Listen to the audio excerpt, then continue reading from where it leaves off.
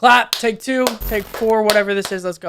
What is up, you guys? Welcome back to the channel. So on social media, I get asked a ton of questions regarding touring, whether that's be how do I get on tour, what's it like to go on tour, what's in your camera bag when you're touring around the world. To my surprise, out of all of those questions, I get asked one question more than all of those, and that is how do I personally edit all of my concert and music photos. So today, I'm gonna try to walk you through my personal step-by-step process on how I go from a raw image to a final product.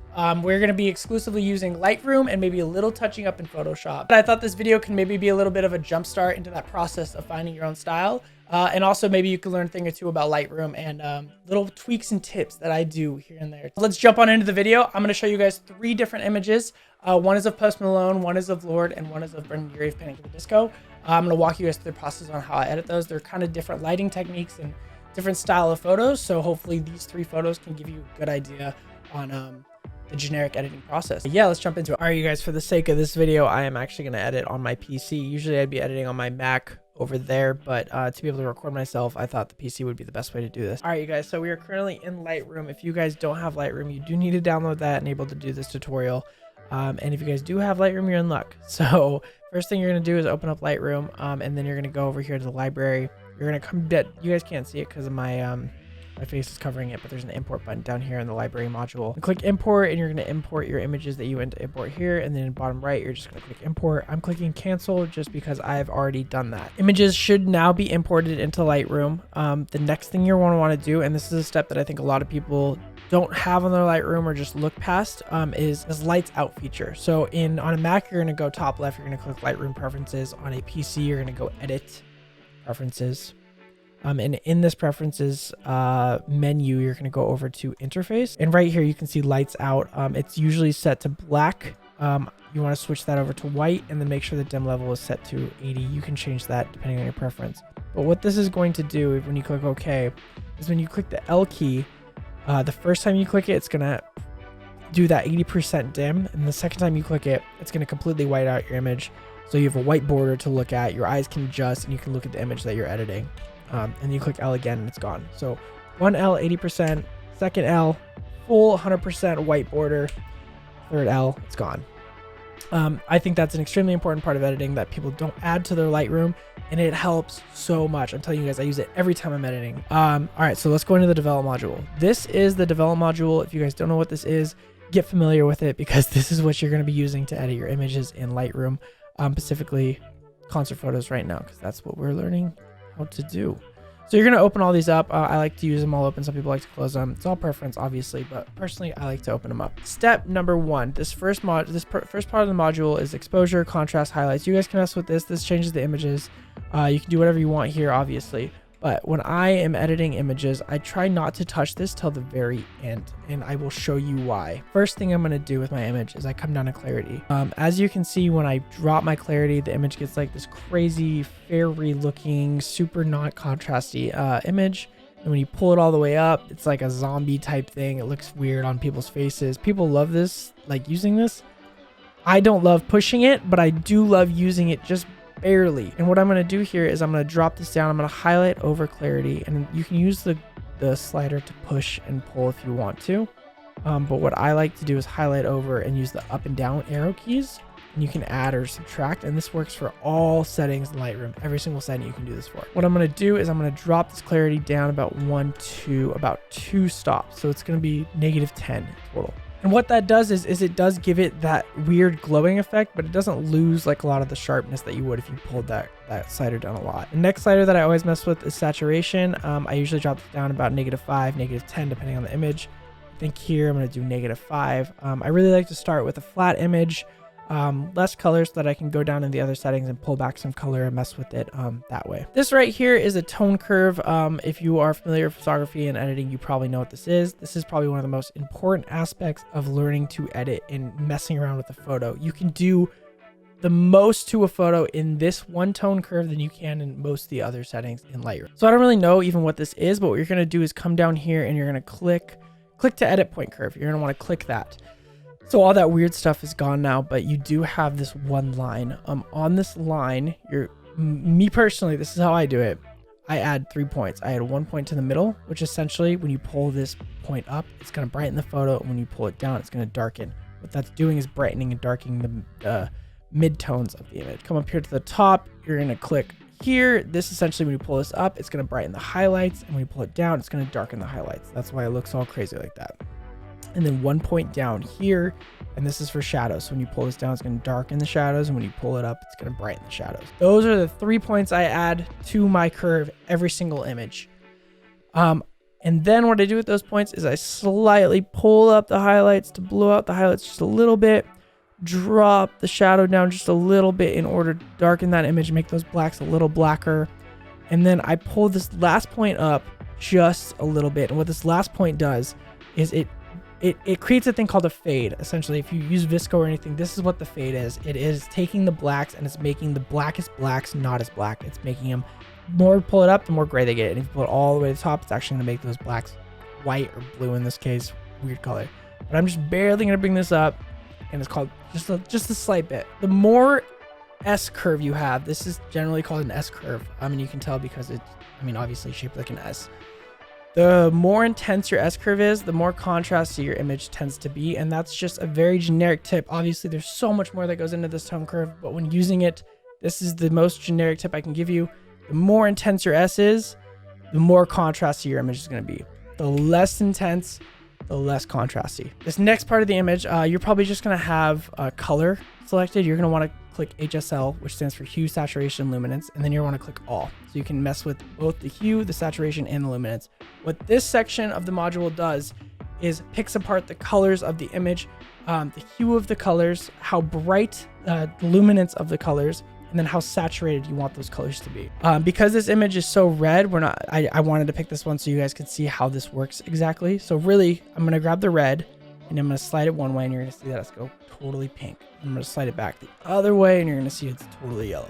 So depending on what you do with these hues, you can change the colors of your image tremendously. And I just wanted to show you guys this image specifically because this image is so one color that this affects it a lot, like tremendously. I'm gonna grab this hue. If you click this point right here, adjust hue by dragging in the photo. So I can click that, come over to the photo, and by clicking and holding, I can drag up and down. It's gonna do the same thing to whatever color I selected. So because I have this red selected, I'm gonna come over here and I'm gonna drag up, click on the red, and I want this red probably to be a little bit more orange. In my images, I really like the way the orange pops with the white background, as you can see how much more kind of poppy that orange is as opposed to that red. The next thing I'm going to do is I'm going to come down here to saturation, and when I'm editing my photos, I tend to like a brighter color more than a saturated color, if that makes sense. I think a lot of mistakes photographers make is they come down here to the saturation and they bump this up as bright as they can when they want to make a color more intense.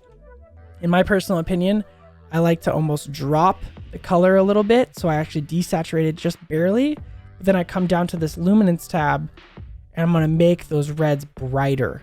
Does that make sense? So the luminance of the red or the orange is actually brighter, not more saturated. I'm not saying that more saturation is a bad thing, because obviously it depends on whatever image you're using.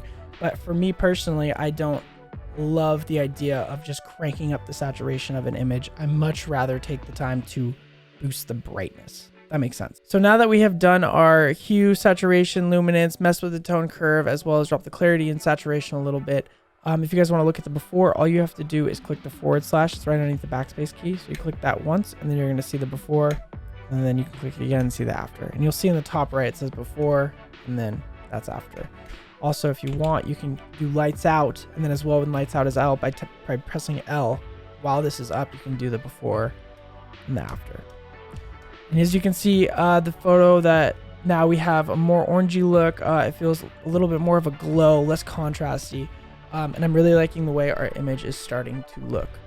The next section in the develop module is going to be the sharpening. Typically with this, I probably bump it up to around 70 to 80, anywhere in between there. I don't tend to mess with the radius, detailing, masking too much. Really all the sharpening does is make the image look a little bit more sharper. You can tell without it, it looks like this, and then with it looks like this. You really have to look to be able to see it, honestly. So honestly, with sharpening, it's a pretty much push and pull process as far as figuring out how you want your image to look with the sharpness that you're going for. That makes sense. The next is noise reduction. Look at what happens if I crank this noise reduction all the way up.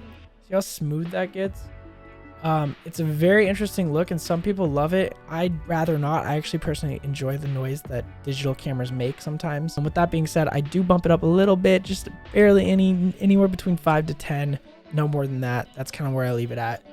And that just gives a little more smoother look of an image while still having a sharpness from the sharpening. Lens correction, don't really touch it. I know you should. I don't really touch it. Transformation, don't really touch it. I mean, this stuff is all, it's madness. I mean, you can come in here. This is literally, I don't know what you would ever, maybe certain situations, but yeah, reset that. As far as vignette, a vignette essentially, so if you come down here to the effects, there's a thing called highlight priority post crop vignette. A vignette is when you're taking film photos, sometimes due to the shutter movement or how the shutter operates, the middle of the film will get more exposure than the outer ring. And because of that, the outer ring of the image will actually end up being darker after processing it and developing it. So this is just imitating that effect essentially. So when you pull this down all the way, obviously you get this crazy black circle around it. Pull it up all the way, it's super white. I personally think that if you overdo this, it starts to look pretty tacky. But I do think that if you very, very rarely use this, or not rarely, but if you use this minimally, it does help focus your eye into the center of the image if that's the look you're going for. With this image, I really like how she's right in the middle. So I would drop this down probably to around no more than -15. -15 even looks like a bit much. But I think that's good. With grain, usually I add barely any just because a lot of my concert photos being shot at 3200 ISO has a lot of digital grain. And this grain is cool, but when you overdo it, it's really doesn't look great. So I do just tend to add maybe like 5 to 10, depending on the photo. And like I said, you guys, this is all a learning experience. So we're going to go back up top now. So this is our base edit. We have gone through, we have done all of our adjustments, all of my normal adjustments that I normally would do to an image. And this is the final product. So this is the before, this is the after. I'm still not totally happy with what I'm looking at. So I'm going to go in, and this is more of the fine tuning adjustments that you have to do to an image to get it to be exactly what you want in the style that you're looking for. I personally want my blacks to be a little bit darker. And I'll come up here to do this at this point because doing it in the tone curve, you can, but it's going to get a little bit more difficult to mess around with this. So after I get my generic look that I'm looking for, I'll come up here to the local adjustments, and I'll just probably bump the contrast up maybe a little bit. I'm going to bump my highlights a little bit brighter, and I'm going to break down my shadows just so they're a little bit darker, right around there. Probably okay on the whites, and then bring my blacks down a little bit more as well. So you see how that's starting to look like the darks are a little bit more darker, and then the whites are a little bit brighter. I tend to go for that look in a lot of my concert images. You guys can probably see that just from looking through my Instagram plug. Okay, then you're gonna come up here. See how there's a lot of empty space in the top right? When there's a lot of empty space like this, it's pretty distracting for the eye. So I tend to try to navigate the viewer's eye into the center of the photo wherever I want them to be looking. One way of doing that I found out is grabbing this graduated filter. And all this is a filter you put over your image, and it will add an effect depending on what you choose it to do. And it will gradually add that effect throughout whatever you choose this filter to be. So I really want to darken the edge and the side of this photo where there's a lot of empty space. So what I'm going to do is I'm going to get that graduated filter, and then I'm just going to crank this down literally to where it's black. And then I'm blast the contrast up to where it's even darker. And I really want to, when I move this, you'll see that the filter actually moves with it. I'm going to move that down to probably around there and maybe rotate it just a little. That is starting to, you can already see, I go to the before, feels like there's a lot less negative space now in the image, and it also goes a little bit with her bend, the way she's falling back. Yeah, this image is already looking a lot better. One more thing I'll do is I'll probably zoom in on her face. I'll come over here and grab a radial filter and then drag that over her face. Make sure that it fits right on her face, and then I will invert. And then I do not want this at a one that is way too much. I just barely want to brighten her face. So exposure, I'll bump up by like 2 highlights up a little bit more than that. And then, yeah, that looks good to me. And then the last thing, some people do this first, some people do this last. I tend to do it at the end just because I'm so excited to mess with the colors beforehand. Is rotate the image. Make sure that your horizon lines are perfect and that the floor is perfect, and just, you don't have to do much here, honestly. Probably 0.5. Yeah, I think that's looking good. What do you guys think? So there's the before. Here's our after. Like I said, it has that glowy look from just bumping the clarity down and the saturation down a little bit. The whites pop a lot more. The blacks are a little bit more crushed, but not like totally crushed. The negative space is taken up, and her face has just a little bit more of a glow. And yeah, I guess that's my process on that image. So let's jump to the next one. The next ones will be much quicker. I'm going to do that base edit that I did with this image to those other images, and then we'll go back and fine tune just because they're a little bit different. So this is an image of Brendon and Urie taken on the Pray for the Wicked tour. Let's just dive into it. So we're going to do the same exact settings that we did before. We're in the develop module. We're over here. We're going to come down here. I'm going to drop my clarity to about -10. Drop my saturation probably in this image to -5. Then like I said, don't forget your 3 points on the tone curve. So 1, 2, 3. And then I'm just going to probably for this image, I really want that light beam to be a big focal point of the image going straight on to Brendon. So I'm dropping the blacks, the shadows down. I'm gonna pull the fade up just a little bit at the end right here. Again, just pulling this up slightly. And then I'm really gonna blow out this this light. I really want this light to be bright, looking right at him. Maybe not too much because that makes his face look funny. Right about there, and that's looking good to me. You can already see the before and after. The blacks are getting way darker, the brights are getting way brighter. It's pretty dramatic S-curve to be honest, but let's keep moving. I'm gonna grab this hue. I really like the color of the flag, like I said, I really do. But I rather an image be less saturated, and you'll see what I'm doing here. I'm dropping the saturation of all these colors. I'd rather an image be much less saturated and then have more brightness. You see that? Darker luminance. Do you see that? It's popping back just a little bit. So you can tell the flag is getting a brighter color. Red's pretty desaturated. We'll go like that. Like that. You can see how before, after. See how it's like brighter? It's not just saturated more, it's a brighter color. That's due to the luminance down here. The more you mess with this, the brighter you'll be able to make the certain colors that you want to change. So one thing I didn't mention as much in the last image is split toning. Split toning is essentially adding color to both the highlights and the shadows. So for example, in this image, see how there's a lot of white right here? I want to make that white probably a little bit more blue to give the image more of a dramatic effect. So I'm going to click on this highlight. I'm going to select the color blue. And if I crank this all the way, you'll see that that white light actually turns blue. Now, obviously, this is completely overdone, and I just wanted to do it to show you guys the effect of that. But I do think that having that light be blue is a cool idea. Or I like the way that looks. So I'm going to bump that up to about 25, 20 probably. 25 is a bit too much. Probably 20. And then the same thing with the shadows. I really enjoy orange shadows. I think orange shadows look really good. Obviously not like that again, but just very lightly. You can, I don't even know if you guys can tell, but around 5 looks good to me. I'm gonna keep that there. Again, sharpen so you think looks good. Never overdo it, but I do go to about 70. Noise reduction on this image, probably 10. And then leaving lens correction, leaving this, and then adding a little bit more of a vignette to darken the edges of that image. -10. Like 5. Okay, now that we have like all of our base editing done on this image, I'm going to go back up top to these adjustments, and I am just going to, again, bump my highlights a little bit. I don't want to blow out his face, but I do want to give that light a more dramatic effect, as well as pop those lights in the background. The shadows, I want to pull these shadows a little bit, barely anything. I really do like the darkness of the shadows right now. The whites can go a little bit brighter, but not too much. I'm going to leave the blacks the way they are. Here's the before, here's the after. Before, after. As you guys can see, shadows are a little bit darker, brights are a little brighter. There's some blue there. The flag feels a little bit more dramatic.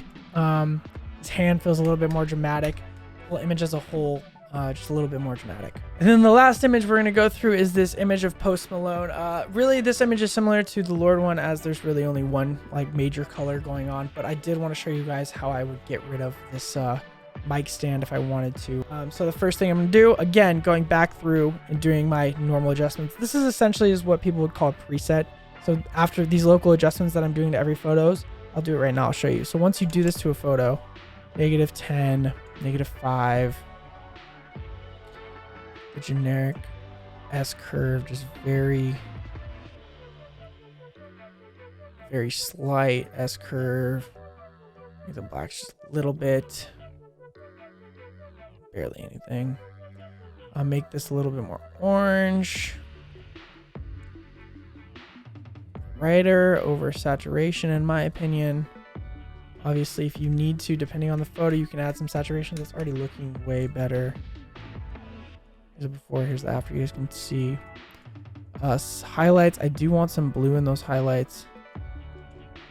Shadows, I want some orange in those shadows again. Not that much, that's a lot. Actually, I don't actually think I want to add anything to the shadows in this image. 70 sharpening, noise reduction, a little bit more because this image is a bit blurry. I might do -15. Again, skipping that, skipping this, dropping this down because I do think that a vignette on this image looks dope. Like -25, I think looks pretty. Look at that already, looking rad. And then no grain just because it's already such a grainy image. All right, then at this point, like I said, these are your base adjustments. You would save this as a preset. So you could come over here, create preset. This could be your concert 1 preset. I'm actually going to drop a preset down below that you guys can take and use as your own, and it will have these base adjustments. I just wanted to wait for you guys to get to the end so you would know that. So then once you have that preset, you would essentially apply that preset to this image, and then you would do your local adjustments. So you just slightly, I'd blow out the highlights again. I would probably drop the shadows just a bit, the whites, drop the darks as well. Just whatever you think. It's all push and pull. It's all preference, what you guys want it to look like. I'd probably darken this negative space over here, kind of like I did in the first photo. So it looks like there's kind of, it adds a lot more emotion to the image. See how that black, like before, after. The image just feels much more alive now. So one thing you can do within Lightroom, I'm not even going to take this into Photoshop. You could, but you actually could just fix this in Lightroom, is I'm going to go over here. See, this is sticking up from his back. It's kind of distracting. I'm going to go over here and click the spot removal tool. I'm going to drop the size down, drop the feather down. And I'm going to click the heal button, and then essentially you can change this with your scroller, and I'm just going to highlight exactly that, and hopefully you see how that just brings another spot over and it gets rid of the thing on his back. So before, after. See how like greatly that affects the image, making that thing gone out of his head. Usually I would go in and get rid of this as well, but to be fair, nobody knows how tall that mic stand is. Nobody's going to know that that's not sticking up from his back. Like only you are the one that's going to know that. And that's the cool part about photography is... All right, you guys, so let's go back through these. Here is image number 1. This is our before. This is our after. Before, after, before, after. This is our image number 2. Before and after, before, after, before, after. And then this is image number 3. Before and after, before and after. So I hope you guys learned something. I hope that gives you guys a little bit insight into how I edit my photos, how I like things to look, and how my final products kind of get from point A to point B. With that being said, I did leave a preset down below that you can use in Lightroom. It's like a very basic, generic photo preset. So don't just put that on your photos and assume that it's going to be good. You're going to have to like go in there and change things and make some adjustments to make your photos look good. But it is a starting preset that I hope you guys can use to maybe push yourself in the right direction. I'm tired. This video is taking me a long time to make. I hope you guys like it. If you haven't already, please hit that subscribe button, like, comment, whatever. I would appreciate any support. This video took a long time to make and a long time in the making. So I hope you guys enjoyed it. And yeah, I'll talk to you next time. Later.